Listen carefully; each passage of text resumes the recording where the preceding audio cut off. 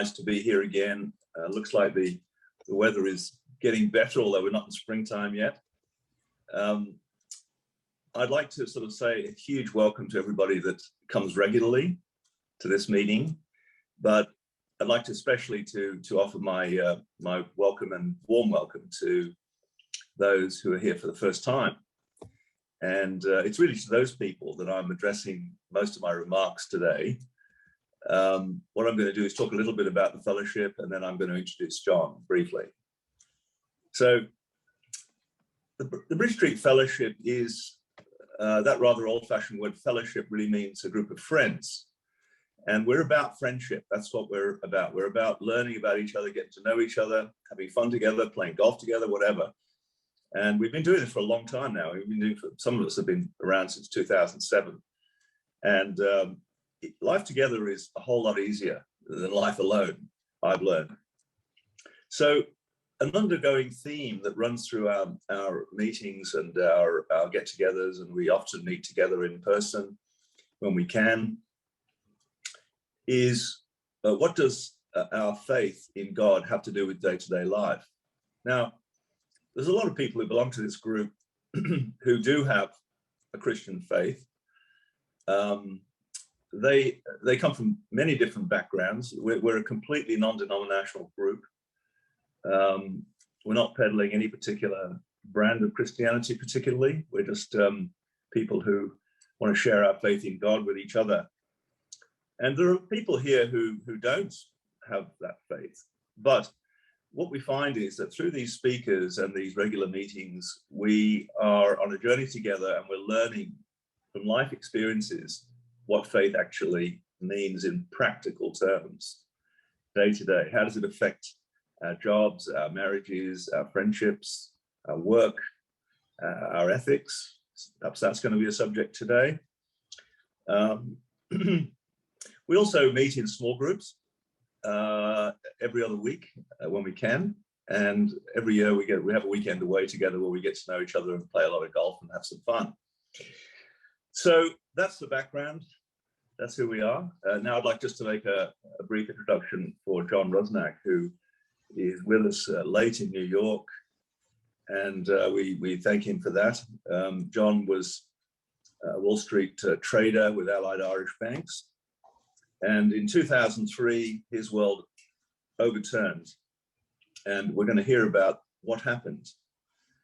But it's interesting that after the dust settled and all this was over several years later, that he took the view that he'd learned a great deal from this, and he wanted to share that with people. And so he's been involved in various movements and ministries to young people who are likely to end up in prison or have been in prison. So John is going to talk about his life. He's going to talk about his time, I suppose, with AIB, Allied Irish Bank, when they lost a few dollars as a result of some trading issues. I noted that the Allied Irish Bank is now 71% owned by the government of Ireland. And you might think that, well, that was the result of what John did to the bank. But I also noted that in 2009, 2010, they managed to lose $3.5 billion and were bailed out by the Irish government. So perhaps if we put things into perspective, John, you know, while you had a terrible time, perhaps other people, other bankers, we know bankers are good people who often make mistakes. So John, I'll hand it over to you. I'll hand it over to Peter rather, who's going to conduct this as an interview. Thank you. Thank you, Oliver. We have to make sure John is unmuted there. So John, can you unmute yourself, or Ken, can you do that? Oh, that's wonderful. Great. So John, welcome. You do reside in Baltimore, but I understand that's not where you are at the moment. Tell us what you're up to. It's not. I'm down in Charleston, South Carolina, which is about 8 hours south of Maryland, in Baltimore, Maryland, maybe about 12 hours south of New York City. And I spent the day in the North Charleston Detention Center at a bond hearing for someone down here. Okay, so that really picking up what Oliver was just saying in the introduction. We're going to come back. We'll circle back to that, no doubt, later in the interview. But John, I hope you don't mind, but I'm going to actually dive straight into, I guess, the elephant in the room, really, and talk Sure. about this few dollars that Oliver mentioned. I'm going to do that by playing a little bit of a clip from a radio interview you did not long ago. And the interviewer put together a compilation of news reports at the time. So let me play that. John at rte.ie. Now, my first guest this morning hit the headlines over a decade ago for carrying out one of the biggest trading frauds ever involving AIB's US bank Allfirst. His multi-billion bets on currencies ultimately cost AIB over $700 million. AIB management have been explaining how a $750 million fraud was uncovered at its American subsidiary, Allfirst Financial. The foreign exchange trader at the centre of the investigation has gone missing and is being sought by the FBI. AIB boss Michael Buckley said he was absolutely shocked and enraged on Monday night. He said it was a very complex and determined fraud. He said it involved one of the bank's foreign exchange traders at the Baltimore-based Allfirst Bank, who generated fictitious trading transactions. His objective was to cover up the losses he was making on other trades. Shares in AIB fell sharply in trading this morning. A short time ago, shares in AIB were down 60%. An extraordinary amount of money for a bank to lose. This is what Michael Buckley, the chief executive of AIB, had to say this morning. It is a heavy blow. It's a big number. An internal investigation was started, and the trader involved, John Rusnak, was put under intense pressure and questioning. It is estimated that the losses Mr. Rusnak ran up will cost AIB $750 million.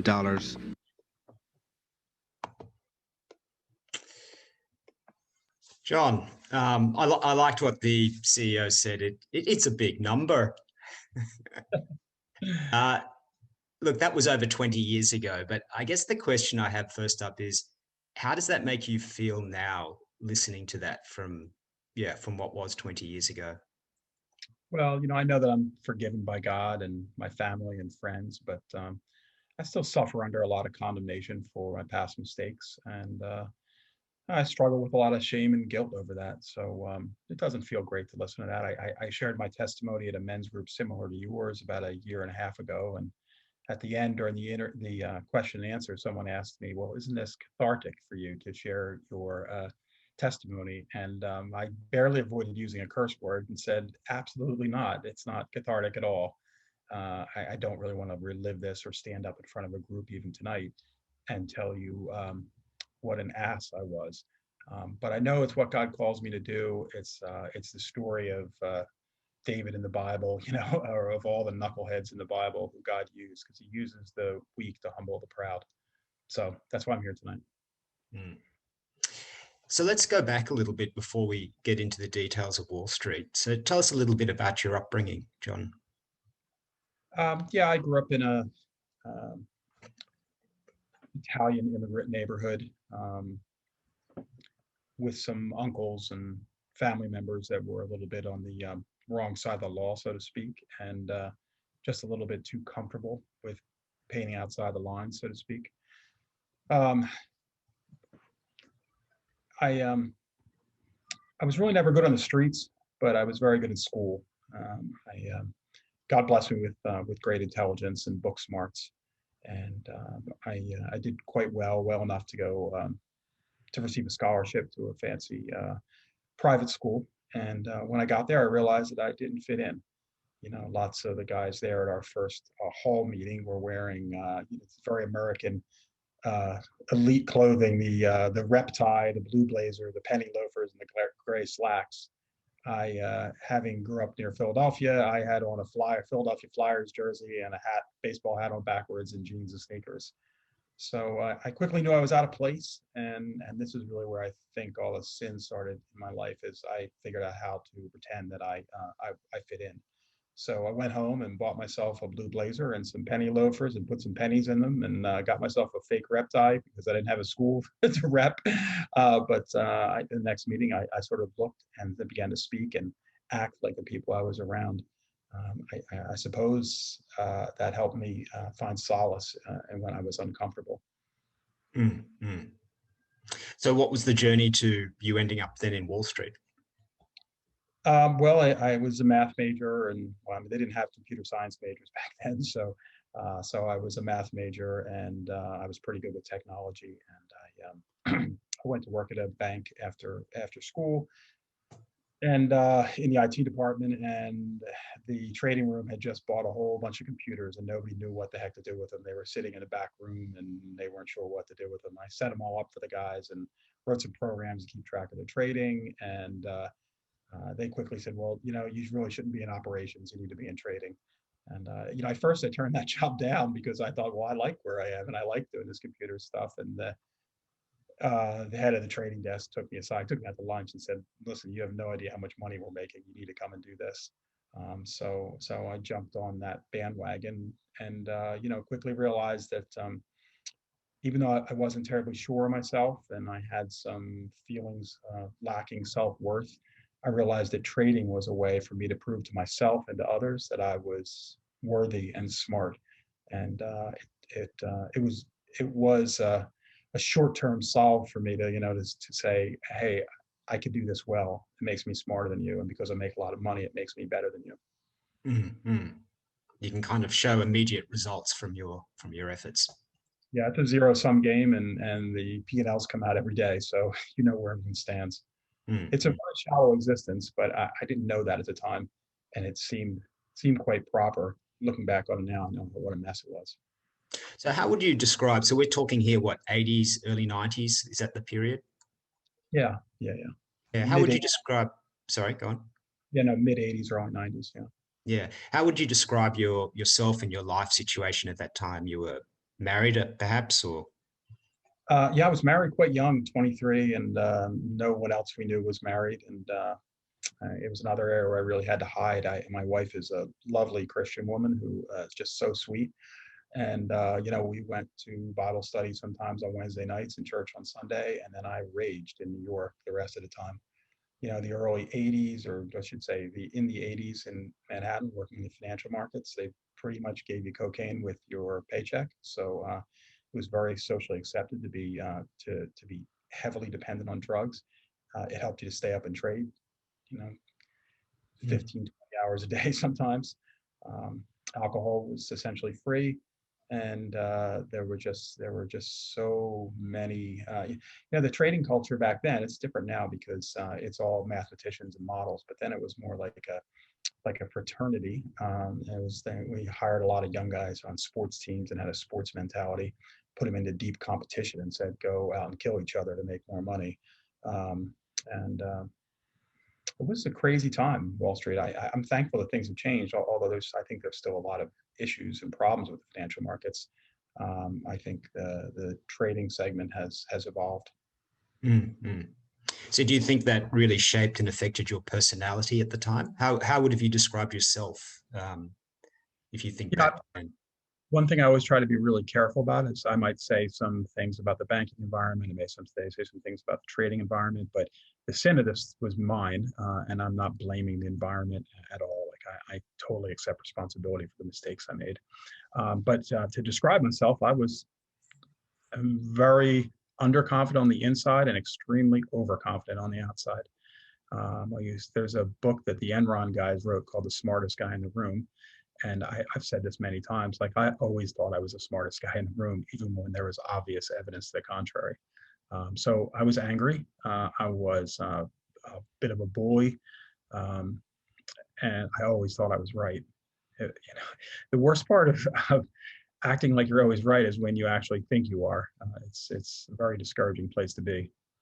Mm-hmm. So I assume along with the cocaine and alcohol, you were paid reasonably well. Enough to look after the family. So you don't wake up, I guess, one day and say, "Hey, I'm going to defraud the bank." So tell us how did this sort of begin? How did this process start? Well, now if you ask me to define myself, I'd define myself as a son of God, a child of God. But back then, I defined myself as a traitor, and I had a series of people who wanted to mentor me and wanted to look out for me. I didn't allow that. I basically, one of the main people that I worked for over the years is now a very successful, well-known trader who tried to mentor me, and I basically told him to F off. You know, I didn't want anything from anyone like that because I was sure that I could do it on my own. So I was doing great and making tons of money and really thinking that I was super smart. And I didn't want to work for him any longer. So I had some friends that were Irish and they had purchased a bank in Maryland and they wanted to ramp up the trading environment. And I was perfectly suited to ramp up the trading environment. You know, if you wanted someone who wanted to take a lot of risk, that was definitely me. That's why I ended up in Maryland. And what I found out was that my trading success was not actually about just me. It was about that I worked at a large organization with lots of analysts, lots of techs to build models, lots of chartists, lots of economists, a lot of customer flow, and a huge trading room with just tons of information flying around in it. When I got to Maryland to build my own trading room, I felt like I was trading out of a paper bag with no information and no resources and very little to go on. And I quickly went from making a tremendous amount of money to losing money. And because I had defined myself as a trader, it was unnerving for me to say that I'm not good at this. Because if I'm not a trader, then what am I? I'm nobody. And in the losses that we discuss are not money that I stole or that I used for anything.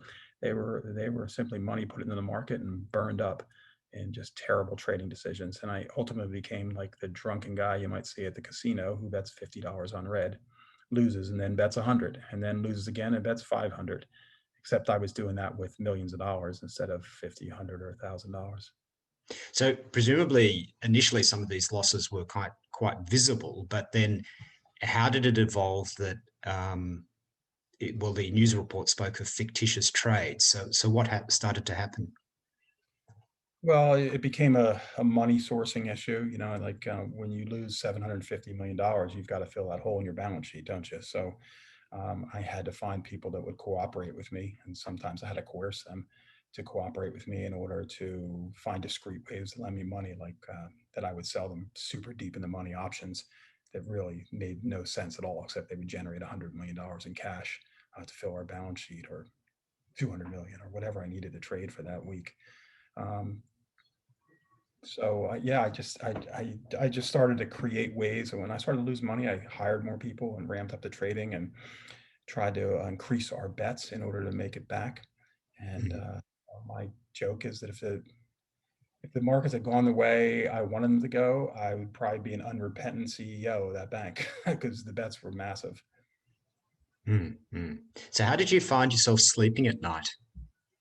I didn't sleep. I mean, I built a trading room in my home, and I was up all night. And we had this thing.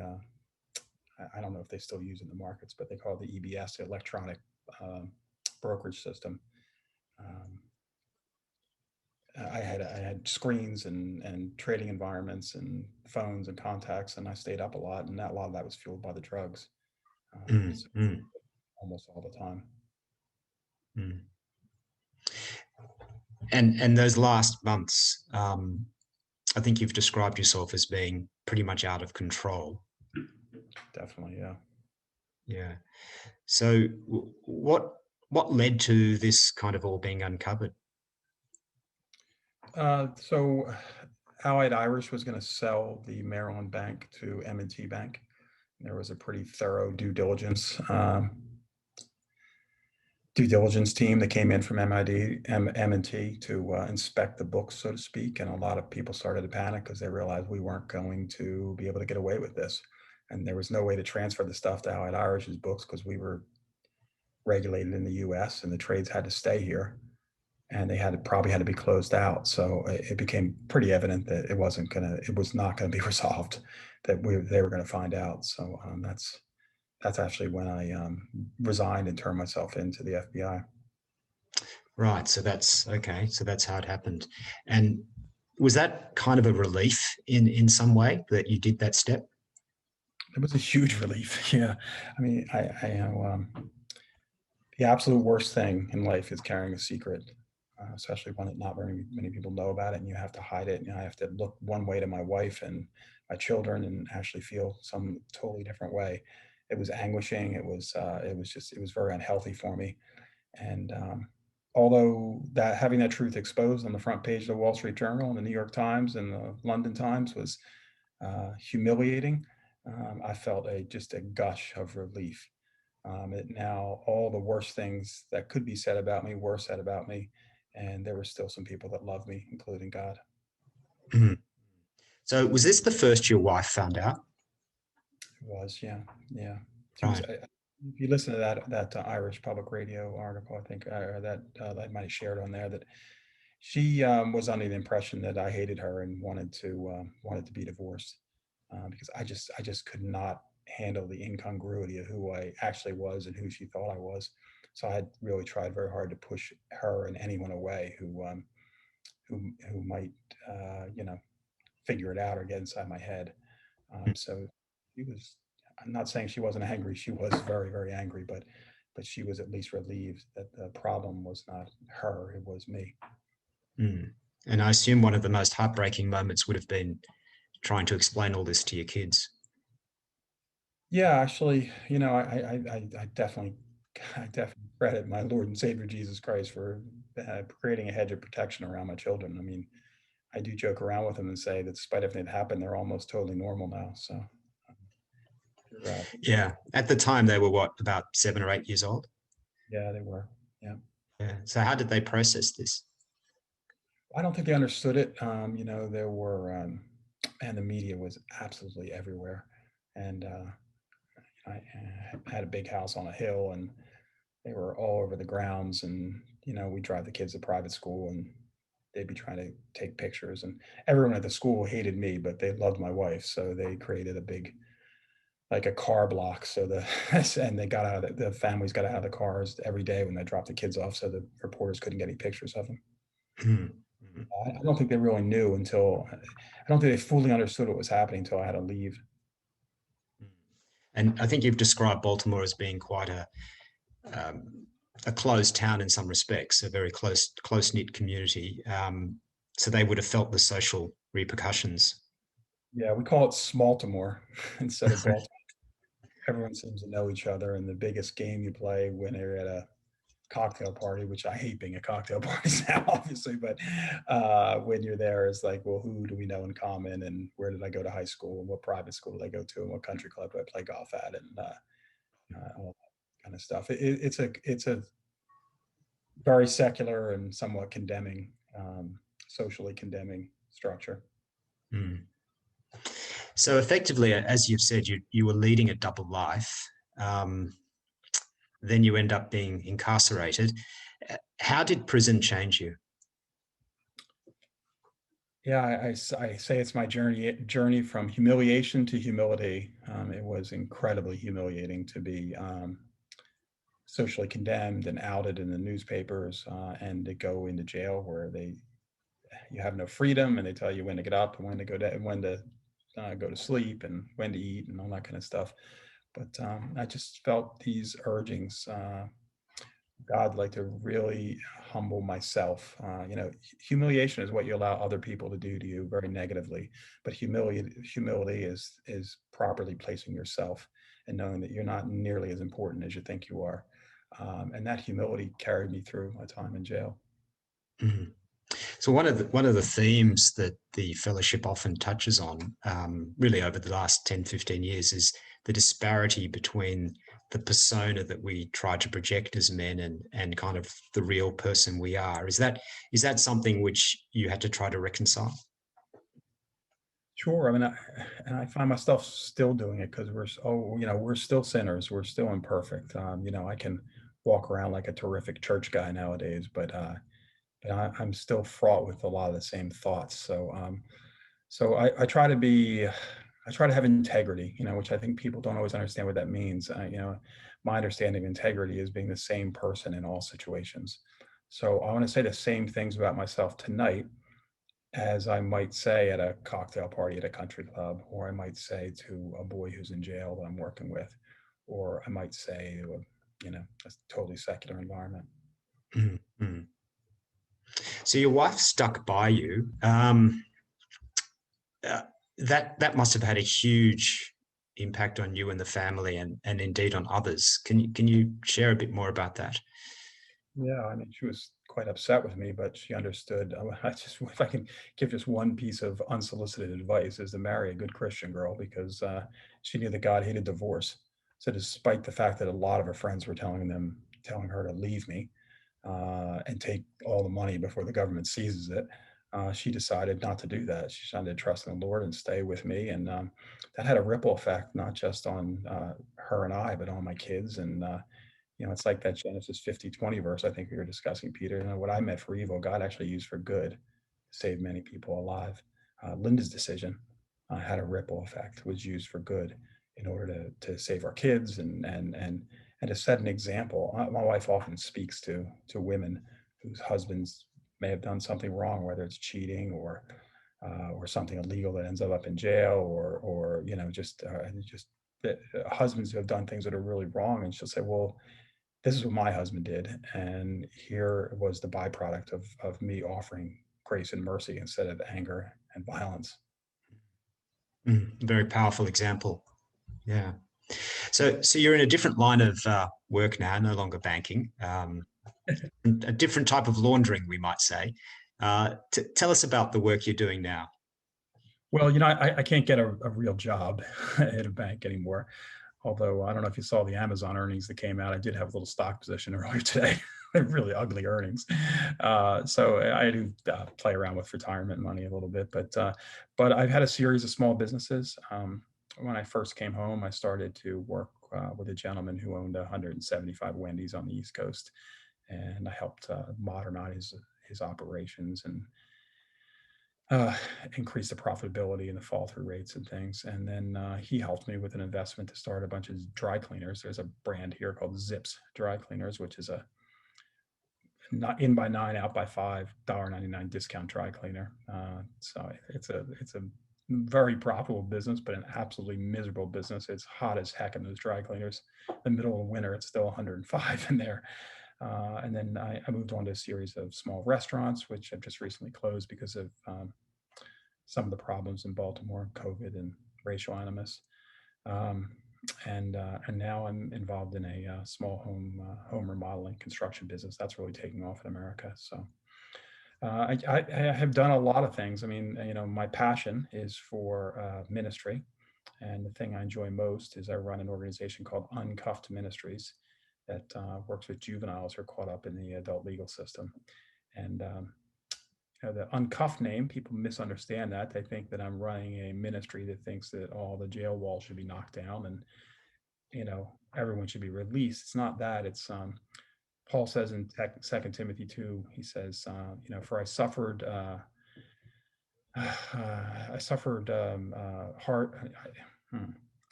Let's try to read that verse in my head. Sorry.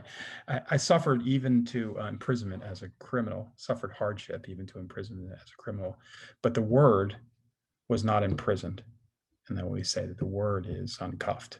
So inside the jail, no matter what's happened to you or to anyone, like God's word is never imprisoned, even if you are.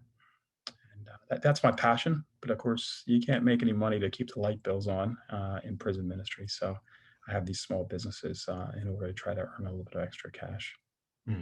So part of this is trying to integrate, is it, these young men who've been incarcerated back into society, and I take it that's why you were visiting a detention center in North Carolina today. South Carolina, but South Carolina. Re-entry is a big part of the work we do, and the joke at any small business that I run is that we only hire felons and recovering addicts, myself included. So yeah, I mean, I've hired a tremendous amount of people out of jail over the years, and sometimes that works out really well. Sometimes you find people that are just so loyal and thankful for a second chance that they will literally run through a wall for you. And sometimes they set you up for an armed robbery. So it's not always perfect by any means, but it's been a blessing to the guys, and it's been a blessing to me as well to be able to see other people making solid steps to change their life and go in a new direction. And as part of this change, and I guess for you, the question I have is, did you seek out people from whom you needed to reconcile and ask for forgiveness? I did, yeah. I mean, I think that a lot of the work I did with the boys and the work I've done personally is all about forgiveness. If anybody has a chance, you can go to the uncuffedministries.org page. There's a video that auto plays on the beginning. It's called "Dear Baltimore, I'm sorry, please forgive me," and it just focuses on one of the programs that we run, but based on the life, my own life and the work I've done about these 6 levels of forgiveness. I mean, ultimately, I want God to forgive me, and that is by far the most important. I want restored relationship so that so that I can grow to know Him better, and I have to be confident in His forgiveness for that. But there's a lot of other things. I mean, first of all, I have to forgive myself. I don't mean to excuse myself. Paul says you have to look back, so it's not to repeat, right? But then another place he says you have to keep your hand on the plow and look forward. So I have come to learn to forgive myself, but as said with that clip, sometimes I hear things or I meet somebody that was involved, and a lot of it comes back really quickly. I have to be able to seek forgiveness from the people that I've hurt, and there's a great deal of mercy in the world. So for the most part, that usually goes well. And every once in a while, somebody wants to punch me in the nose because they don't believe that I'm changed or any different. So that really becomes after I've kept my side of the street clean, so to speak, and sincerely apologize and try to make amends. If they don't want to receive that has to not be on me. That has to be on them at that point. But seeking forgiveness from friends and family and people that we've let down, and then seeking forgiveness from people who've hurt us in the past. A lot of the boys that I work with who are incarcerated, come from homes where their dad was absent and their mom was a drug addict, and there's a vast history of criminal activity in the family. And when I speak to other people about these young men, I'll accentuate the fact that yeah, they're in jail and they did something wrong, but there are reasons for that. But when I speak to the boys, I don't give them that out at all. I just quote 1 Corinthians 15:34, basically, stop sinning, just stop it. Like you have to pick yourself up by the bootstraps and decide today that you're going to be a different person and that you'll return to vomit, so to speak. Well, picking up this idea of being a different person. So how would you describe yourself now, post the fraud and post prison? Yeah, well, I think it's that Romans 12:2 verse where it's the best, right? Like, be not alone conformed to the world, but be transformed by the renewing of your mind, so you might know His good, perfect, and acceptable will. That sounds like some fancy church language to me, but what it really means is be no longer conformed to this world. Stop doing what's on TV. Stop doing what all your friends are doing. Stop doing what you think is socially acceptable, and allow yourself to listen to what God has for you, and allow Him to make changes in your life that maybe you're not strong enough to make on your own. I think if you open up your mind and your heart to God and ask Him in, then changes come. And ultimately, what I want is what that verse says. I want to know God's will. Once I know what He has for me and what He wants for me, it's a whole lot easier to serve Him.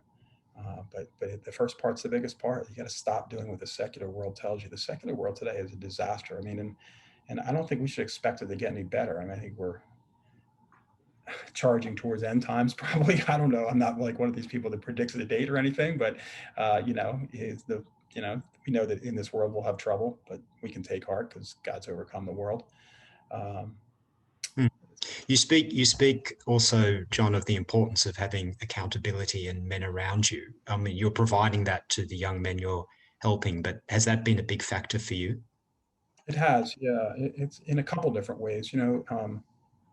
There's this book in the Bible called Philemon, and this guy Paul basically is locked up with someone, and the guy has to go home, and he's a thief and an escaped slave, and he's expecting to go home and be really condemned. But Paul writes a letter and gives it to him and says, "Take this back to the guy you stole from." And Paul says, "Look, I know you, and I brought you to this faith, and I could order you if I wanted, but I'm not going to order you. I'm going to expect you to do what's right. I want you to take this man back, not as a slave or as a felon, but as a friend and a brother." I said, if he owes you anything, then put it on my account. I'll pay for it. And basically, Paul imbued his credibility on this guy had a funny name, Onesimus. It means useful. He imbued his credibility on Onesimus, and I had a lot of people that imbued credibility on me. My pastor when I came home, my good friend, who's a very prominent doctor here in Baltimore. some buddies that actually were willing to take me out to their club and play golf with me, and or hang out with me at church. Like, because people saw others around me, it made them feel safer to befriend me and to consider whether I had changed. And that's really what I want to do with the young men. Like, whatever tiny amount of credibility I have, I want to give that to the boys that I've built relationships with, that I know are doing their best to succeed. Because I personally, I can't live a life without accountability. And if I'm just making decisions on my own, and even more than that, I just can't make decisions on what I hear God telling me, because I'm excellent at impersonating God's voice in my head. So I need other people to seek counsel from, to bounce ideas off of, and to balance my ideas against what Scripture says. And I need friends that I've invited into my life to call me out when I make mistakes. And that's really, there's nothing better than that. And I have good buddies and close accountability relationships. I think it's foundational to our change. Okay. My last question before I'm going to invite others, and gentlemen, if you'd like to ask questions, please, as I said at the outset, use the raise hand function and you'll have the opportunity to ask your question. But as you think of that, my question for you, John, is, do you think you're going to be forever defined by those moments and the exposure in the newspapers? Is that really your destiny, that's going to be who John Rusnak is? Yeah, I said this in an interview, a newspaper interview, and man, two of my buddies really gave me a hard time about this. I said, like, if I were to die tomorrow, the first thing in my obituary would be that I was a felon and had done something terrible. And they said, like, that's not how you're memorialized, not in God's eyes and not in our eyes. Yeah, that might be what the media says, but what will God say, and what will we say? We'll say that you were loved. So it's a daily struggle for me to remember that I'm not defined by what the world says. I'm defined by what God says, and that's a big part of the being able to forgive yourself. If we really get caught up in what other people say about us, we're going to make drastically different decisions in life than we would otherwise. Well, thank you, John, for sharing. And I'm sure what you've shared has raised lots of thoughts amongst those in the room. And I'm going to invite a former trader to ask the first question. I think he's former. Andrew? Hi, Peter. How are you today? Well. Hi, John. Yes, I've been in markets for 37 years and I've never taken cocaine. Maybe that just makes me a poor example of a trader. But it feels to me like the grounding in what is a moral or sensible thing to do is something that you kind of either reject when you go into adult life, or you pick up on what your upbringing was. And now you're working with young people. I wonder, how you translate the fact that it took a really precipitous and terrible event to make you sit back and think about what was the right and wrong thing to do in life. Love of God is obviously a very important thing to you, but the real thing that changed you wasn't your love of God. It was a precipitous event. Is going to jail sufficiently precipitous for the people you're working with?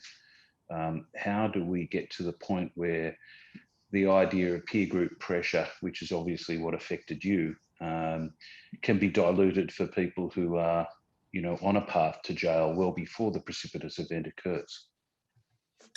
Well, Andrew, let me say first of all that there are plenty of people in the financial markets that work with integrity and honor. And I'm sorry if I branded the trading market and/or you with that paintbrush. So I unfortunately, I just wasn't around a lot of them. And I think that New York in the 80s was maybe the heartbeat of sin. So it had to do with that as well. So I'm sure that there are plenty of people in your situation that are quite ethical. I think one of the concepts that we struggle with God is that he might allow bad things to happen to us, or even cause bad things to happen.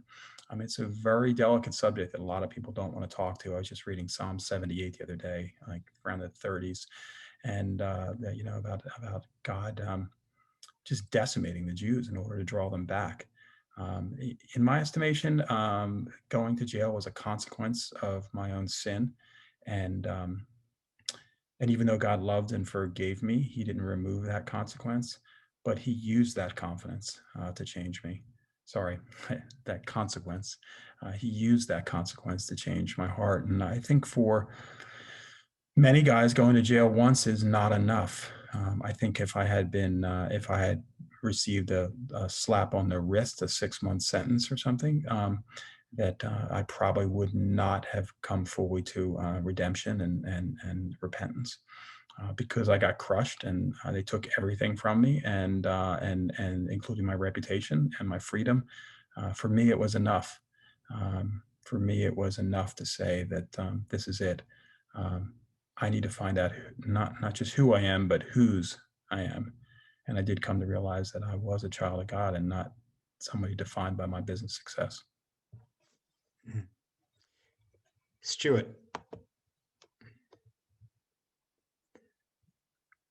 Hey, John. Your ministry Uncuffed. I'm very curious to know how it's different from the guy who wrote the book on prison ministry, which was Charles Colson. Where do you pick up where he left off? Well,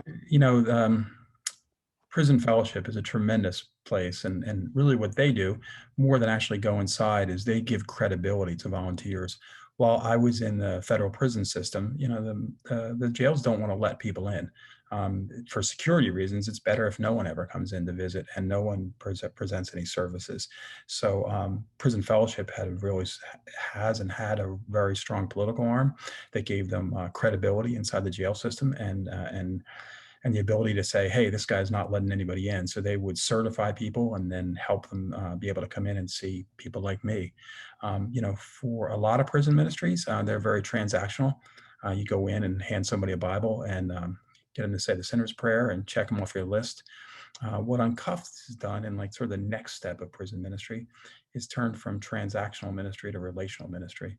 What we're trying to do is build enduring relationships, those relationships that endure, whether the kid gets sentenced to 40 years or whether he goes home in a week. I want to help them walk on that path. We just had a kid released who I've known for 12 years. Spent 12 years in the adult prison system after being convicted at 16. And I want to walk alongside them while they're inside, and then help them prepare to be out. And when they're out, I want to help them with reentry. I want to serve their secular needs so I can earn the right to speak the truth of Jesus Christ. And I think that's what separates us from most prison ministries. So, gentlemen, I've just popped into the chat function a link to the interview that John did, which I played earlier. It's about a 30-minute interview, and it complements the things that John has shared this morning. So if you want to copy that and paste it into another browser, don't click on it. It'll take you away from this one. But if you want to copy and paste it, then that's also there for you for later. Stephen, a question from you. I have two questions, and they're quite different. On your Wikipedia page, it says you're still on the hook for all the money. How does that impact your life? How does that make you feel? And then the second question is, I have a young son, and recognizing the arrogance of youth in him, and definitely recognize the arrogance of youth in myself. Any advice on how to approach a young man and deal with that arrogance? Well, first to the Wikipedia page, you're right. I'm on the hook for $691 million, which accrues interest at 6.5% a year. So the number that I owe is growing and growing and growing. I could never pay it back. And people are aggravated if I just have a house and a car, let alone if I have any kind of business success. So, I'm committed to, make the court order payments on those things and try to do the best I can. I'm not a millionaire. I'm not super wealthy, but I'm thankful to have a little money to retire. It does sort of pile on and continues to make me feel condemned, socially condemned, and condemned by the court system. But that's a consequence of my sin. relative to young men, like I have a 26-year-old son who is smart as a whip and just finishing graduate school with a degree in artificial intelligence, and he terrifies me because I am so concerned that I was so concerned that he might follow in the same path that I walked down. But what's been awesome is that in the last 3.5 years, he's come to Christ, and he has humbled himself. And now he gets excited if he's leading a Bible study, for heaven's sakes, or going on a mountain trek with his buddies from church. So I suppose my advice to you is to pursue humility through faith in a creator, and then to convey that to your son that we're not as tough as we think we are. We can't solve our own problems. We can't beat up everybody we want to and take what we want. We don't live in a hunter-gatherer society anymore. That the correct way to live is with that humility, which brings you a peace that surpasses all understanding. And it's really hard. The boys I talk to in jail, like two of the things I absolutely have struggled to get them to accept, just to be kind of graphic, is that they shouldn't smoke pot and they shouldn't have sex with every girl that allows them. But these are sort of male instincts of pushing the edge, and drug use really is trying to fill a hole, and so is sex, because one thing I always say to my son is that sin in all its forms, whether it's sex or drugs or, I won't say rock and roll, but sin in all its forms works very well in the short term in achieving your goals. So if I have an argument with my wife tonight, I could go, to some bar and have 7 or 8 drinks and be chuckling it up and really forget about that argument. But when I come home, everything's 100 times worse. So getting my son Alex to focus on his faith and to focus on the medium term and the long term instead of the short term has really been awesome. As long as he's focused on what's going to happen in the long term, he's much more likely to make good decisions in the short term. John, just there's another question, but just picking up on your comment there about the short term, do you think that the problem that you fell into in the fraud, that the markets, the financial markets, are still prone to this because of the incentives that are based on short-term returns? Is there still sort of a systemic problem, do you think, in the way that remuneration is conducted? I mean, yeah, I think it's a huge problem still in the markets. I mean, the markets have changed a lot, and so now instead of like them recruiting college football players, they're recruiting math quants. But they're just as susceptible to that kind of greed. And if you pay somebody a lot of money, a percentage of what they gain, and then the only consequence when they lose is they get fired and easily find another job, you're always going to have people taking way more risks than it's appropriate, especially if the people that have the oversight for that are also being funded by the profits of the trading environment. Mm-hmm. There's a question from Graham.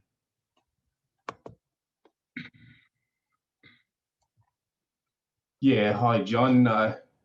Thank you so much for sharing your story. I'm the state manager for prison fellowship here in Queensland, and it's through our stories that and our relationships with prisoners that we really see God go to work and impact and change through those stories. And so I'm sorry to hear about the experience in the US. We have a tremendous team of chaplains here in Queensland through various service providers, particularly Prison Fellowship, as well as groups such as Kairos, and that going into prisons, doing amazing work, building relationship, seeing lives changed, only to get to the gate and there not be people such as the church willing to accept them in.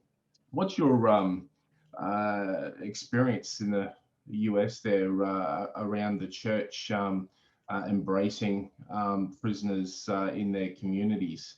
Because we find it quite challenging here, sometimes having to change mindsets with regards to how they view prisoners. Yeah, I'd be interested to see how things are there in the US, and and maybe how you support prisoners once they leave your relationship in the prison.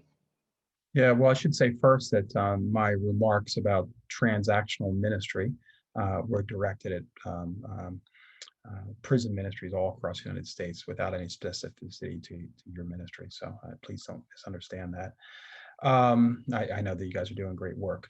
But, how to receive someone, I mean, they're Hebrews 13:3 says, that we have to receive the people in prison as if we were the ones that were suffering in there and getting, I travel around a lot of churches and speak at a lot of churches, and I'm always talking about trying to break down the silos. Some people always ask this question, like, well, how many churches are there in Baltimore? And people say there are 800, there are 3,000. I say, no, there's one church in Baltimore, and there's one church in the world, and it's the Church of Jesus Christ. It is the kingdom.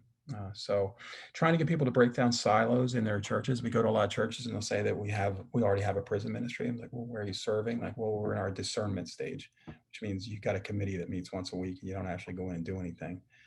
So trying to encourage the churches and say, let us, in a lot of ways, we're a parachurch ministry, right? Meaning that we're doing some work the church probably should be doing. And that can either be conflict or cooperation. It's like, well, how about letting us come alongside you and come to your men's group and talk about prison ministry? And then if you want, I'll train everybody at your church on what to expect, and I'll help them get approved. And then after that, you can go about your own way and do prison ministry, and hopefully we helped.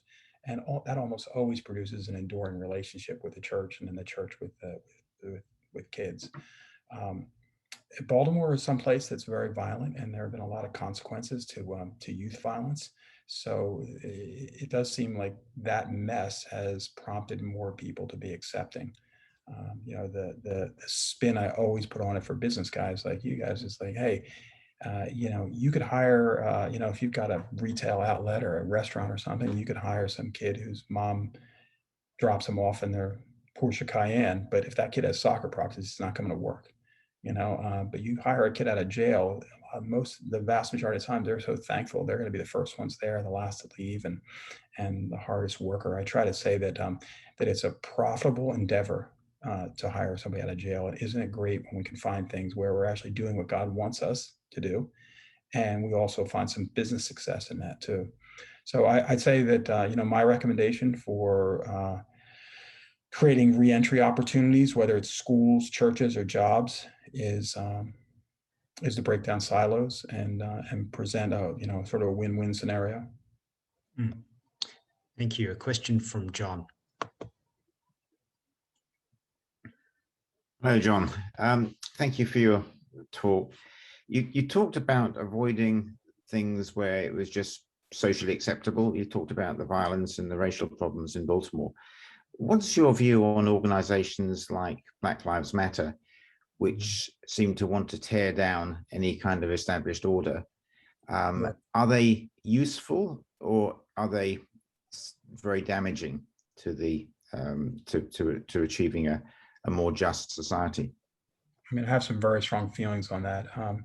I think that the church ought to take back the phrase social justice, and I think it ought to be based on Micah 6:8, which is that we should seek justice, love mercy, and walk humbly with God. I think that Black Lives Matter is an absolute plan from the devil. I mean, they are opposed to the Christian faith, the family, the traditional Western culture family system. And I think that I don't want to be involved in an organization that defines social justice as breaking windows. I've said that, in America, and I think in Western society, envy used to be a sin. Now it's a pastime. I think we have room for one final question. And Daniel, you've said that you'd like to ask a question. I just have to find you.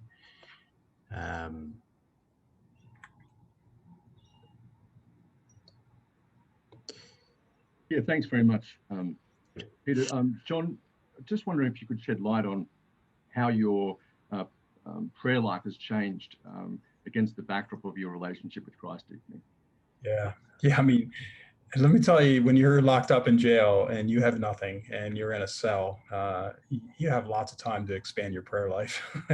And it really becomes a point where you're not just on your knees physically, but you're knocked down on your knees emotionally and heart level. So just crying out to God. I mean, I actually was reading some Psalms this morning from David about him just bemoaning the sin that he had committed with Bathsheba and like, creating me a clean heart, you know, don't leave me, like, please, I'm crying out to you. So my prayer life advanced stunningly while I was incarcerated, and thankfully God's given me the tools and the people around me to be able to preserve that. It means so much to me. I just find such solace in prayer. I will tell you that I am still a tremendous knucklehead, and I'm still so in need of God's love and that deep relationship that prayer yields. Well, John, thank you. That's a wonderful note to finish the interview on, and the questions. Thank you, gentlemen, for asking those questions. I'm sure, irrespective of where we're at in terms of understanding of all these matters, that there's been some gems that you can take away and reflect on today. As Oliver said at the outset, our fellowship exists not just virtually like this, but we do like to get together where possible, and we meet in small groups around the country physically and where necessary by Zoom. So if you'd like to be part of that, there'll be a little feedback email that comes out, and you can indicate your interest or just drop me an email. It's a great way to get to know other men, to find that accountability that John spoke of today, and also to dig deeper into the things that the speakers share. And John shared many things that we can reflect on. So do consider that step, because it's a great way to benefit further from the fellowship. I'm going to invite Al Stewart, one of our leaders and founders here, to say a short prayer for John. Sure. Thanks, Peter. And thanks, John. Our Father, we thank you for how you've been at work in John's life. Thank you for his willingness to share with us your severe mercy in his life and how you've taught him humility. We do ask, please, you bless his family and bless his work with Uncuffed, that many men might come to know forgiveness in Jesus. And we do pray for us who listen this morning, and ask, please, Lord, that you might teach us humility before you and humility with others. We ask, please, we might all find that forgiveness that Jesus won, and ask, please, as a result, we'd be ready to forgive others. And we ask these things in Jesus' name. Amen. Thank you, Al. And gentlemen, it's just gone 8:30, so I wish you a wonderful day, and stay tuned for our next speakers that we have in the ensuing weeks and months. All the best.